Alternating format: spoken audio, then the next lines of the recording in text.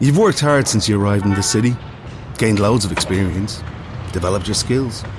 Everywhere you look, you see something you helped build. But now, you're looking to the future. And maybe you're thinking about where you come from. In Ireland, we need planners, carpenters, plumbers, roofers, engineers, architects, site managers, and more. We need you, with all your skills and knowledge, to help us build thousands of homes. You've built the world. Now come back and build the home that built you. For more information, visit gov.ie/Building Ireland. Brought to you by the Government of Ireland.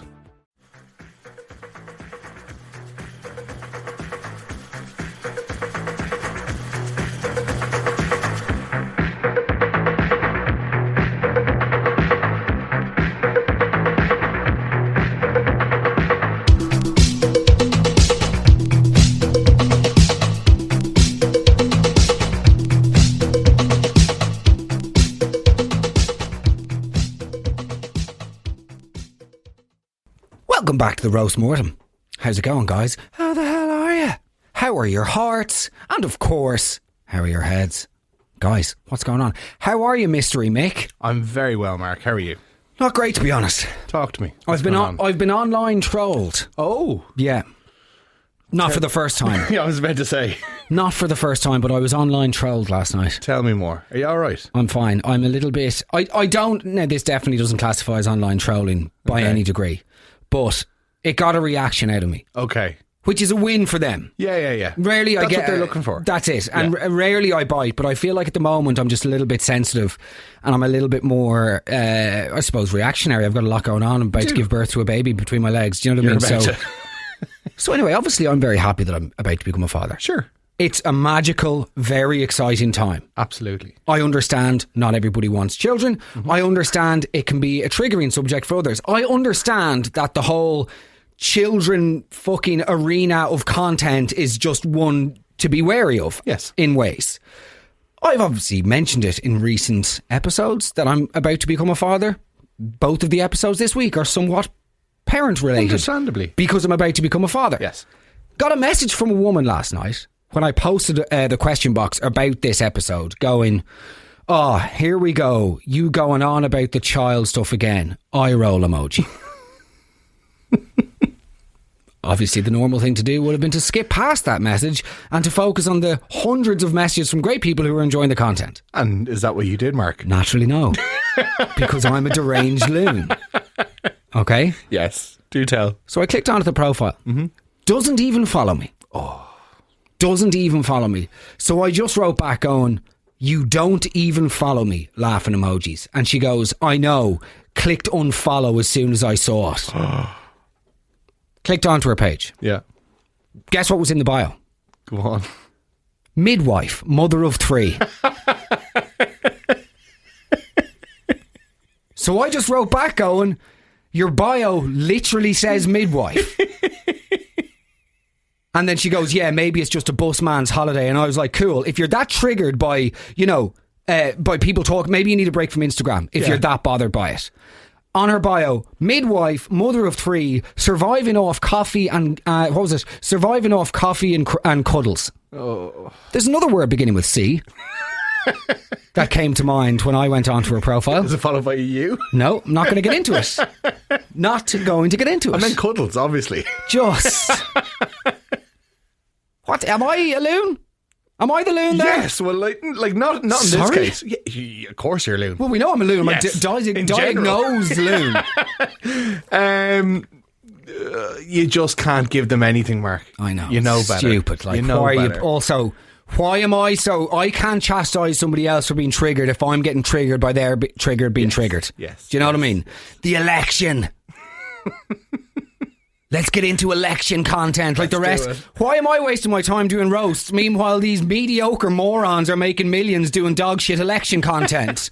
Oh, keepy uppies! Shoot me. I fucking give me a bomb and I'll do 5 solos with that and then just end it.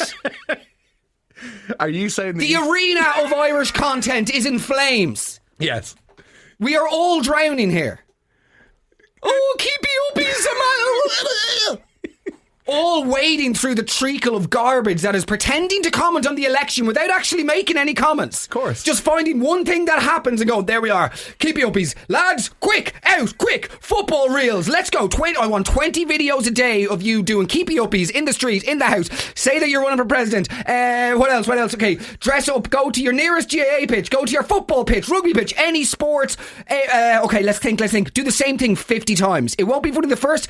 Keep going. Get the nail-studded bat and flog that horse of unfunny. I told you I'm in bad form.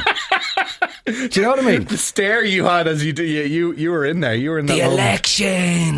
Do you reckon you could do more keepy uppies than Katrina Connolly? Catherine or Katrina? Jesus. Give me grenades. I'll give it a shot. Because I'm not interested in existing on a planet where this is considered comedy. Oh, the election and the budget in the same week. Yeah. It's honestly been the most harrowing. Like, the bloody spoken word lads, they'd fucking love this. They would absolutely bloody love this. Go on, give us a few. No, the election is here. The election with quotation marks. The election is here, and I'm expected to hear the same old collection of misdirection and fear.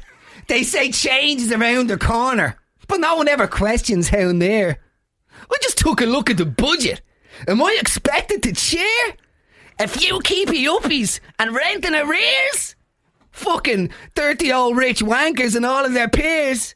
They say vote for your future, yeah? Because your vote is there. They're pulling both legs while they're burning your ear. Wait there, are we on the budget now or the election? Because you seem to very political minded here. You've gone from the point, but okay, we're on to the points now as well. So we're points, budget, election. Do you know what I mean? Yeah. Just shoot me.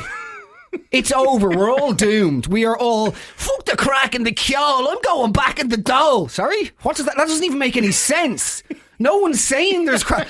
The fucking crack egg is kjol. I'm going back in the dole. 300 swidgos for scratching me hole. That's not how it works. And also, you're scratching your hole anyway. None of this. Oh God. We're all doomed. We need to get this out before the baby comes. Fucking hell. Okay. It's what is this? The Roast of Bold Children. We have bold podcast hosts here. Oh God. I needed to get that out. Remember to speak up so they can put their feet up. No, that's not. None of this is radicalising a nation. Do you know what I mean? Anyway, it's the roast of things you did as a child that was bold. And by the way, somebody else came at me. You can't call children bold. It's just different communication styles. Here's a communication style.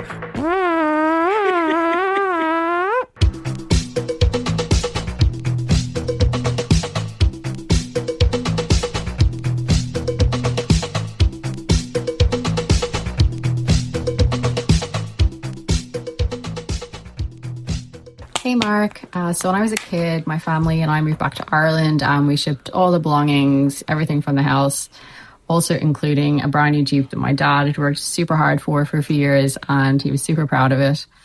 So we were back in Ireland, I think about a year or two at this stage, and my mum and dad had started building a house and were settling in.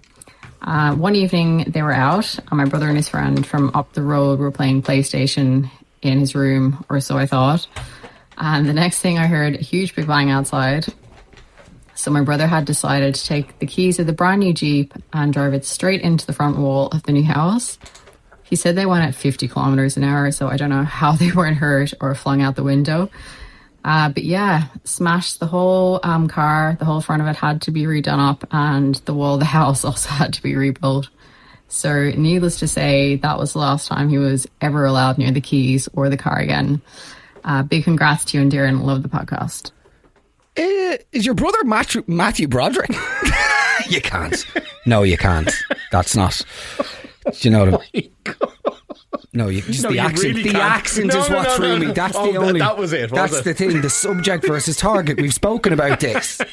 It's a class of class clowns who only school to one class. Stop it, please. So you can sit down and take a test, but you'll never fucking pass. Sorry, what is this?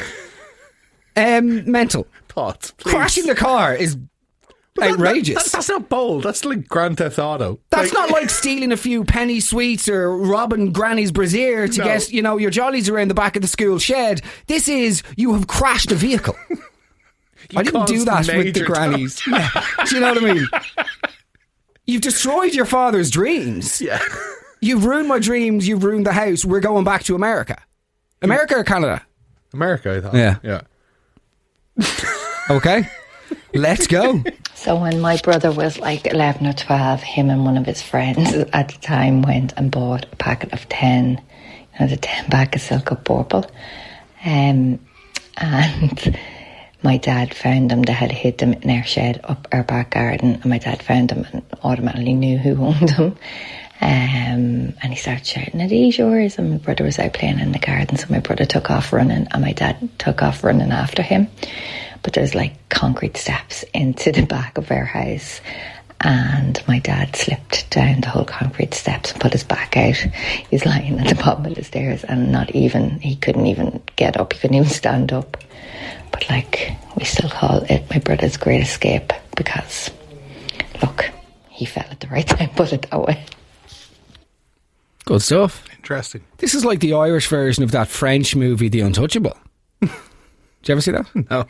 About the young guy who becomes friends with the... No? No. Basically, he suffered it's a very obscure gag, to be honest. Go on, yeah. A French man suffered catastrophic injuries, and then a young youth comes in and befriends him. And it's a gorgeous coming-of-age story. I suppose it is like that. And they learn to live through each other. Oh. And that's the surprising thing. Oh. What could a, incapacitated old French pensioner have in common with a young, unruly brute from Le Banlieue? Well, for these 90 minutes, you're about to fucking find out. Find out. No more. It's done now. It's done. In terms of flogging a dead horse now. The horse is dead. Yeah, you're getting good mileage. And that's part of it. The racetracks, they need to take back, replace the tax from the VAT. Let's go. Back to this. Yeah, okay, you nearly killed your father. Yeah. Good stuff. Next. Smoking kills. Smoking kills. Also, Silk Cut Purple. What, is your brother cosplaying as a 43-year-old hairdresser? Do you know what I mean? Was he wearing black pleather leggings with bleached peroxide blonde hair and having drinks outside of Weatherspoons? Do you know what I mean? Like, Silk Cut Purple, that is the worst. What was he doing? Like, was he listening to, I don't know, Corinne Bailey Ray? Go put your records on. Getting all the lyrics wrong. Do you know what I mean? Yeah. And just... I don't know. What was your first cigarette? Marlboro Gold. Marlboro Light, yeah. Is it gold or light? It's a light. Yeah, it's a Marlboro Light in La Trinité in Brittany. Oh, nice. I was 12 years of age and smoked there. Love it. I'm very breathless today. Yeah. I think it's because I got my knees drained earlier. How you feeling? Feeling, well... Aside from the rampant rage coursing through my veins, that's what it is. The existential doom and the perpetual flash floods of uncertainty, I feel okay. But just in the last half hour, I've got like a really beating heart. Is that from the injections? Can you get that, like adrenaline? Possibly, yeah. Are you nervous with injections? I'm nervous without injections. I'm just fucking nervous, man. There it is. Yeah, like I'm nervous all the time. Yeah. Also, when he took the fluid out, I was telling you, so I've got not rheumatoid, it's a sister of rheumatoid arthritis. It's psoriatic arthritis. And he had to drain my knees. And usually the average knee, by the way, here's some interesting facts about kneecap. This is the best kneecap. So with your average kneecap, 1 milliliter of fluid. Okay. Guess how much he drained from my right knee today? Go on. 100 mils. That's outrageous. Left knee? Same again? 44. Ooh. So. Easier. Yeah, exactly. That's bad. Isn't it? Yeah, no. That's chronic illnesses for you. So there you go. Yeah. Anyway, my heart's pounding fast. So there we go. So when we were kids, my mum and dad had people over for dinner on Christmas Day.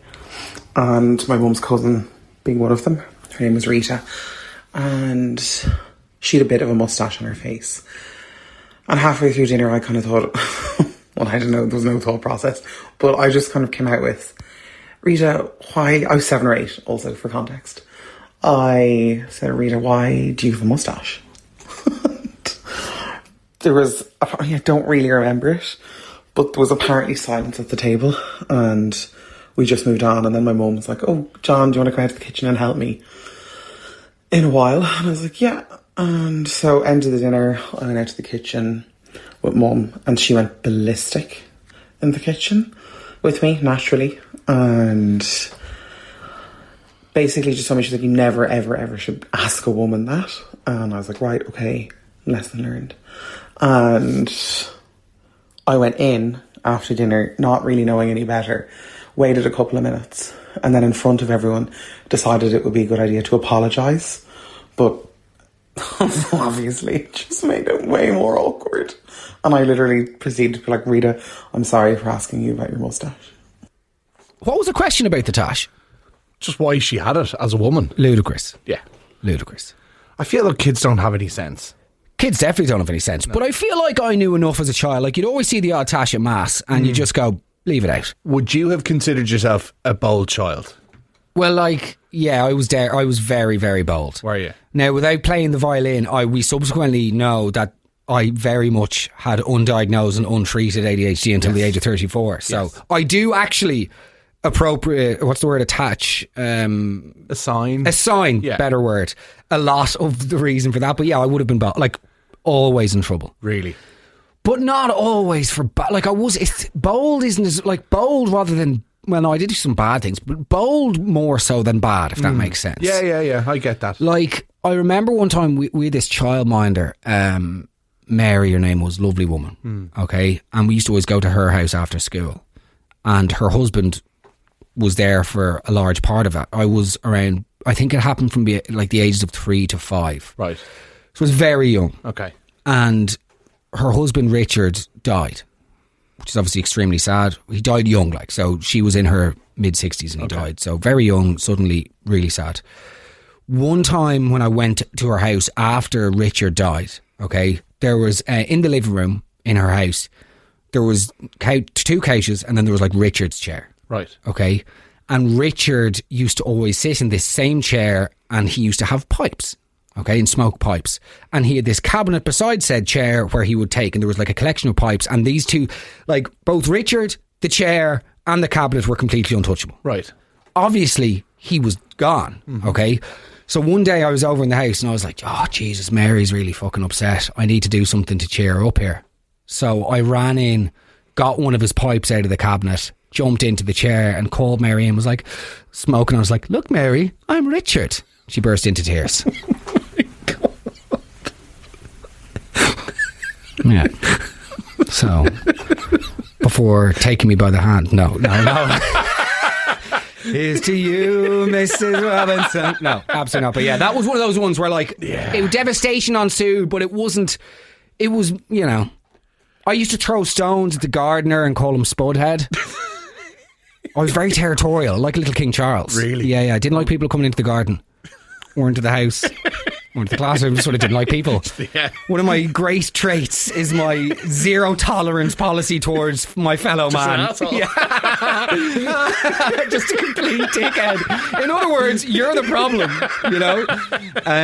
Yeah, that would have been me. I was quite bold, Yeah. Just always up for I think it's tough when you're and I'm not putting this on you, but I was an energetic child and a bit of an attention seeker. So I would do, and I knew kind of how to. I was very gregarious. I loved talking, and I always wanted to take things to the next level. Yeah.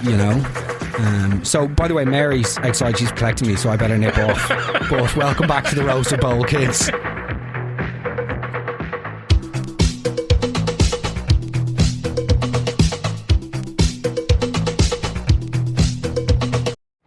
You've worked hard since you arrived in the city, gained loads of experience, developed your skills. Everywhere you look, you see something you helped build. But now, you're looking to the future. And maybe you're thinking about where you come from. In Ireland, we need planners, carpenters, plumbers, roofers, engineers, architects, site managers, and more. We need you, with all your skills and knowledge, to help us build thousands of homes. You've built the world. Now come back and build the home that built you. For more information, visit gov.ie/Building Ireland. Brought to you by the Government of Ireland.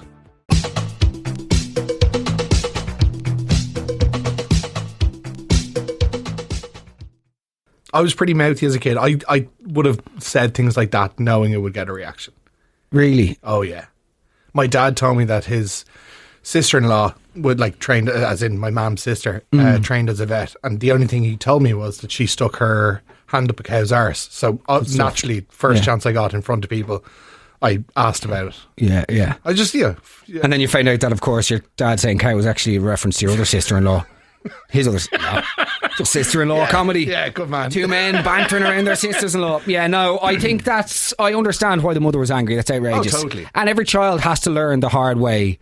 Like somebody else wrote in to say that their brother got in huge trouble when they were a kid because they lived next door to somebody who had dwarfism. Okay. And the brother, who was like 6, was like asked the neighbour, "Oh, does your mum need to help you across the road?" Yeah. Thinking that the dwarf was a child, which is obviously just stupid. Yeah. And the kid clearly learned the lesson once, and then never did it again. Yeah. Beard stuff, facial hair stuff in general, the worst. I've been on the hunt for a new shaver, right? Okay. For like about 6 months. Every now and then I've had these moments of like, I need to get some proper shaving equipment to prevent this fucking rash that I always get on my neck every time I shave. And I'm like, I'm willing to spend on it, searching high and low, going on all the forums. The culture of men and beards and like mustaches would genuinely have me rethinking my pronouns. It is the worst form of like, the chat rooms are filled with men in their 40s who refer to each other as like majestic beasts. Guys who watched Anchorman once when they were 17 and have never changed their personality ever since. They've never upgraded. They've never grown out of that. Yeah. They still think if you said just randomly in a crowded bar, whale's vagina, that's humour. Do you know what I mean? Like that is that is the peak comedy to them. Is just what's his name? Will Ferrell shouting Baxter. Yeah. Do you know what I mean? I'm in a glass case of emotion. Say, you majestic beast, you look like a man who enjoys a fine whiskey. Cool. I would like to get that tumbler of whiskey and bludgeon myself in the eyeball until the sparks of the shattered glass gets into the retina and I'm blinded for life. That's it, really. You're in some form today. I'm just it's the heart pounding, man. I don't know what it is. Have you ever tried to grow a beard or a mustache? Yeah. Have you? I look like a neck-bearded goat pervert from Milwaukee. I look like somebody who was a gamer in an Oklahoman sex dungeon. Okay. And who only comes up for air once his Cheetos, Fritos and Doritos stash runs out to replenish his Gatorade stash from the local Walmart. When the Mountain Dew runs out. When the Mountain Dew runs out and the piss-stained Levi's need to be decrusted. You pop your weary head out. Mom! Poke her with the sleeping brush. Mom's on bed wearing a sundress that was originally a double duvet from Debenhams in the British High Street in BHS in 1993. But that got moved over to Yugoslavia by Operation Christmas Child. This is just so mental. What is going on today? Oh, God. I think I must be suffering from some sort of adrenal shock or something. Anyway, let's keep going, Will. My 2-year-old daughter emptied an entire Bershka beanbag all over the sitting room floor. She opened the zip and it was an extra large beanbag and literally it was like snow covering the sitting room floor. Took hours and hours to clear it. And what I had to do was take the Hoover bag out of the Hoover and just keep sucking up the white beads and emptying from the Hoover. Literally, we sold the house about 3 years later and we were still finding them embedded into the carpet. You don't see beanbags much anymore these days. No. Beanbags and paninis. Yes, very much Celtic Tiger vibes. Beanbags, paninis, wallpaper. I feel like wallpaper's not as popular anymore. I've never thought about that, but you're right. Wallpaper, beanbags, paninis, casual racism, you know. Some things are glad we don't see much of anymore, like the panini. No, I'm joking. Bloody pesto for breakfast, are you mad? Beanbags are terrifying. One of my earliest memories of crippling anxiety was whenever my brother, who was best friends with a rugby player at the time called Ian Madigan, back when they were kids as well, not like Ian being friendly with my younger with a child. Yeah, exactly. And they got the big beanbag that I'd gotten for my communion, right? And they crushed me under it, and the two of them sat on it. And I remember being winded because the force I hit the wooden floor, so I like that, and I was trying to scream. And the beanbag was on top.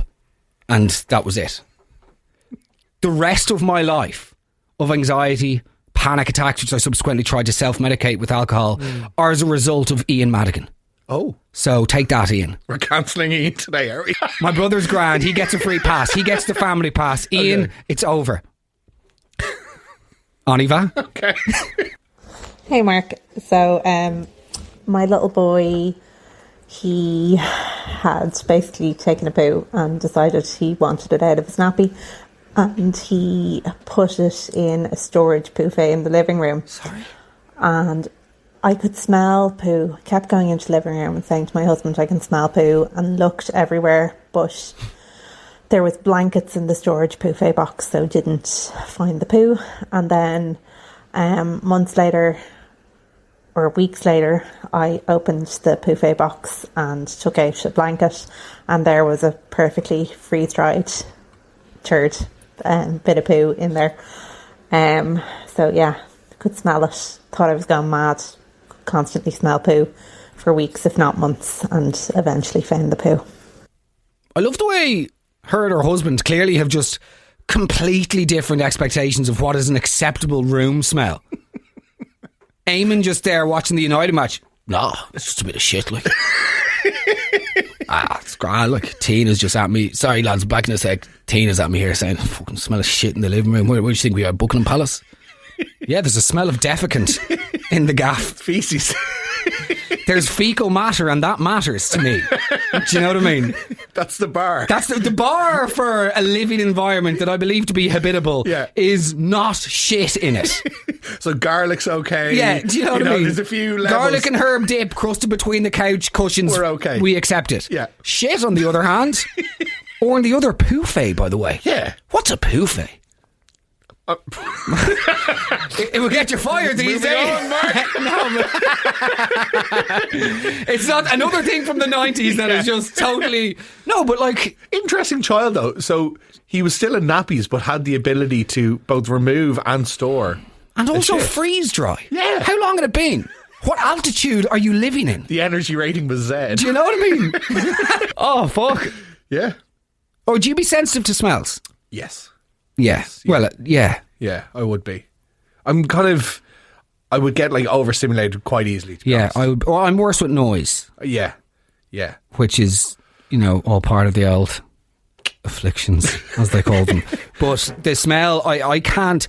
For me, it's if there's a bad smell and you can identify it, fine, I can live with that. Yeah. It's the uncertainty, like with most things. Anything that's uncertain, if there is, like that woman saying, if there's a smell of poo, like... Now, that isn't one that I'd be like, do you know what? I know it's poo, I'll leave it there, it's fine. Darren's had one I think there's a poo somewhere. Darren got a bit of bad news in work, and that's just how she copes. Who am I to tell a woman, a grown woman, where and where not she can fling her own feces? I'd like to know the child's reasoning. Was he hiding the poo because he felt like he would get in trouble for doing the poo? Or was it a sort of preservation test of like, I wonder what happens to a poo if I just leave it? Yeah. Could be a philosophical little poo boy. Yeah. Let's go. So when my brother was around 10, he was an absolute head wreck of a child. He was wrecking my mum's head one day. So she said, oh my God, get out of the room. So she kind of gently moved him out the door, closed the door behind him. And about 20 minutes later, the doorbell rang, and there were the guards, because my brother had called the guards on our parents, on my mum, claiming child abuse because she pushed him out the door and closed the door on him. So the guards brought my brother and my parents into the living room and closed the door, and I had to have a very serious conversation, and I had to ask my brother, do you want to press charges against your parents? He clearly said no. They never gave out to him because what could you say? They were so disappointed. The silence was actually the worst thing about it. Myself and my sister outside the door, pissing ourselves laughing at this.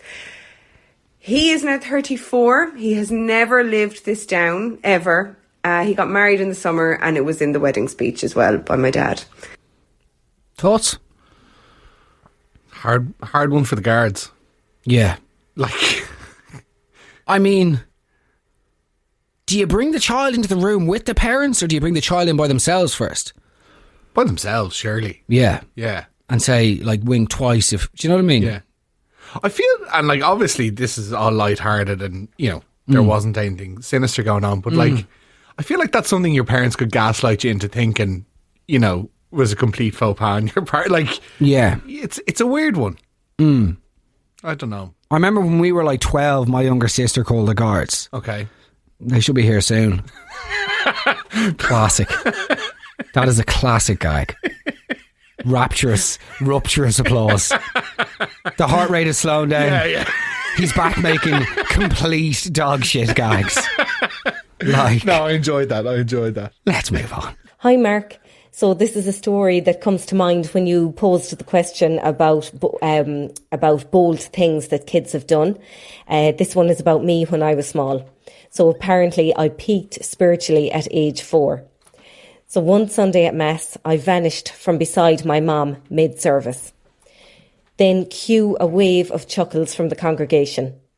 She looked up to find me perched proudly on the priest's chair at the altar, surveying my flock like a tiny bishop in patent shoes. The priest, who thankfully had a sense of humour, just smiled and said, "I think this little girl wants me to get on with Mass." I hopped down, joined the altar boys, and even got to ring the bell when the time came. My mother, meanwhile, was silently praying for divine intervention, preferably in the form of the ground opening up. Excellent. Unbelievable. Excellently told, by the way. Yes. I love when somebody puts a bit of effort into their contribution. Totally. Saying that, interfering with the religious ceremony should result in a beheading. Oh, fucking read. Sorry, no, you can't. No, we can't. You cannot. There's no way. There's no way. There simply is no singular chance in hell. No.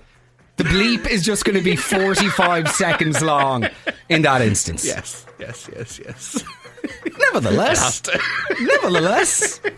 what do you think? I think that's great. I think that's a bit of crack. Yeah. I like, you know, we've everything's become so formulaic. That's the wrong word to use, but like, you know, I can't even systematic or like. Do you know what I mean? It's like I'm with you.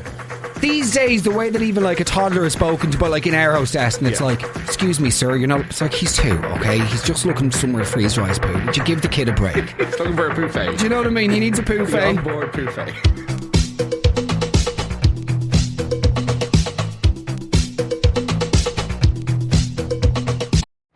You've worked hard since you arrived in the city, gained loads of experience, developed your skills. Everywhere you look, you see something you helped build. But now, you're looking to the future. And maybe you're thinking about where you come from. In Ireland, we need planners, carpenters, plumbers, roofers, engineers, architects, site managers, and more. We need you, with all your skills and knowledge, to help us build thousands of homes. You've built the world. Now come back and build the home that built you. For more information, visit gov.ie/Building Ireland. Brought to you by the Government of Ireland. Hi, Mark. So about 2 years ago now, maybe 3, my sister was minding my daughter, who would have been about 5 or 6 at the time. And my daughter has a temper on her. And my sister gave out to her about something. So my daughter decided to get a rock and scribble on my sister's car. And what she scribbled looks almost exactly like a dick and balls. Obviously, she didn't intend for it to look like a dick and balls, but nevertheless, it looks like a dick and balls. Like it was so funny. We couldn't even be mad at her, to be honest. Like, and ever since then, we've christened my sister's car the Dickmobile. So when she's coming, she'll be like, "Yeah, I'll be there in the Dickmobile in 5 minutes." Okay, don't be stealing nevertheless. That's my word. That will be enraging. Yes. But kind of like crashing the car. Like, this is serious criminal damage. What? That's a very serious thing. Like, what do you do? Like, that's hundreds of euro worth of damage. I mean, I know my little sister flushed the keys of the rental car down the loo when we were on holidays. Wow. And that resulted in a few dearie me's. I'm sure. But, yeah, like, I need to figure that out in terms of, like, discipline. Okay. Do you? I absolutely do not want to be a disciplinarian in the sense of like, I would probably be very left leaning. I don't want there to be any element of fear. Okay. In my child, like in terms of I don't want them to be so afraid of the repercussions of the trouble that they might get into that they don't go to me with the trouble. I'm with you. Do you know what I mean? How do you though strike a balance where your kid just isn't a little shit? I think anything that I reproduce, even if Darren's gene pool makes up for like 99.9%, 0.1% of me, and we're going to have a cheeky rat. Like, so that's the game. But I don't know. Again, how could I possibly predict? Even having like lofty conversations around discipline and like, I'm going to be the type, you've no fucking idea. And everybody has grand ambitions to be, we're going to run this sort of a household. No, you're not. You're going to deal with it as it comes. Yeah. Like, it's the way, well, that's the way that I think. It'll be like, I agree. You can sit back and make all these sort of like musings about, this is the sort of parent that I'm going to be. I'd like to be like that movie character I once fantasized about, in terms of a parental figure. Yeah. And then the child arrives and is hiding poos and is, scribbling willies on your car. I'd say the old like pacifist me can go straight out the window and the wooden spoon has been fetched. 100%. And that is the only reference to wooden spoon and comedy you'll ever find on this podcast. So let's go on before I start doing keep. You don't want to throw an immersion joke in, do you? Oh my God. Flat 7 up. Mammies are mad for the feckin' Jesus. Only in Ireland. Great bunch of lads. Let's go. Hi, Mark. My son, when he was about, I think, 2.5, 3, we were in a toy shop and we were getting a present. And I went up to pay for it and I turned around and I couldn't see him. So I went to look for him. And there he was, squatted on the floor, pants down, underpants down, and he had a shit in the middle of the toy shop. To say I panicked was an absolute understatement.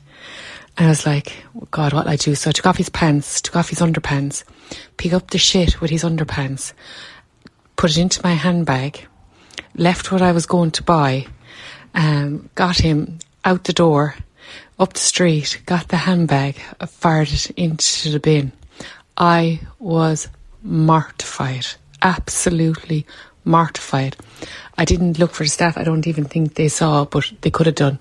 But that was one of the worst things he ever done. A lot of public poos. A lot of contributions coming in from public poos. Yeah. Have things ever been that bad for you? Have you ever been caught, as they say? Caught shitting? Well, no, not caught shitting. Have you been caught stuck so you had to shit? Oh, sorry.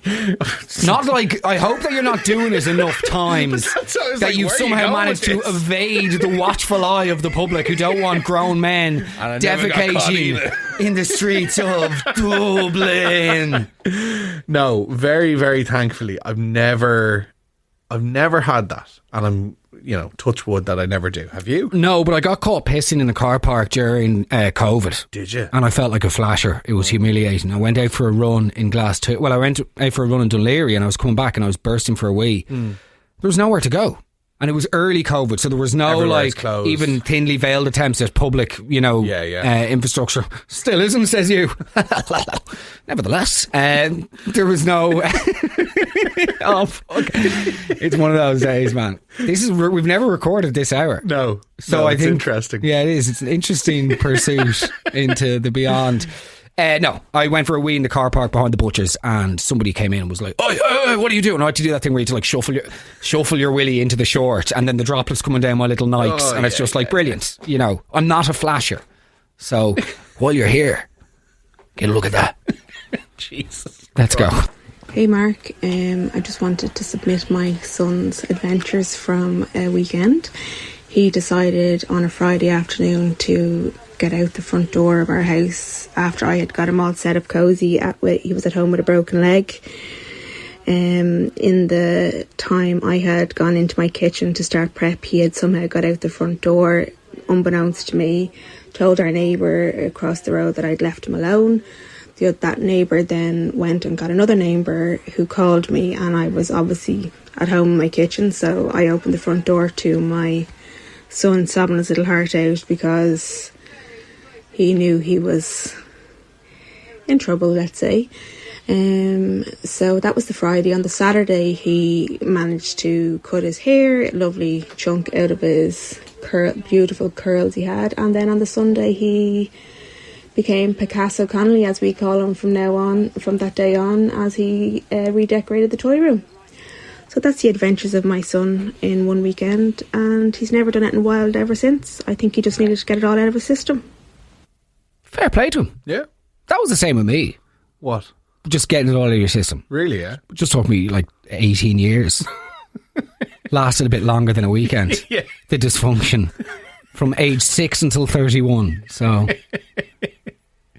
Just a little bit longer. The broken leg. Did you ever break your leg as a kid? No, and I was always so jealous of people cast. The attention. Oh, God. It was always kids who weren't even that cool as well. No. Oh, no. Edmund's fractured his fucking knee. Yeah. Don't care. Comes in with the cast. Ed, I want to come to the party. Yeah. I want to be included. Yeah. And you'd be you just scrambling to get your signature on his thing. Totally. And they'd always... Go on. No, please. No, I was going to start getting into like signature real estate on the cast, and the cooler you were was depending on how close you were to the gooch, and it's just like you just can't. It's just so bizarre and unfucking. Anyway, it's the injections, man. Whatever they've done to me, yeah, they've set my heart ablaze. Okay. So, never broke my. I got hit with a swing. Full force in the face, a wooden swing, and nearly broke my jaw. Oh, wow. Well, like, it threw my cheekbone out to the side of my face. It was horrendous. Pretty great, yeah. Were you ever left home, which, like, I know you had siblings, so it probably wasn't as big a thing. Yeah, I was just scared. I was such a scaredy, always. I mean, I didn't tell people, of course. Of course. But I was terrified of the night. And sort of dusk. And then... the part that comes before, I'm not too good in the mornings either. Bloody midday's not great. Now wheels begin to fall off in the afternoon. As we're seeing, dawn. I'm not too hot either. Pretty much 24-hour fucking basket case.